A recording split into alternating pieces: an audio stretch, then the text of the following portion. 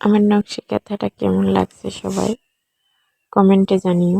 এছাড়া আমি অনেক কাঁথার সেলাইয়ের ফোর জানি, যেমন মুক্তো ফোর, এটাকে অনেকে বলে মাছ কাটা ফোর, অনেকে বলে বাঁকা ফোর। তো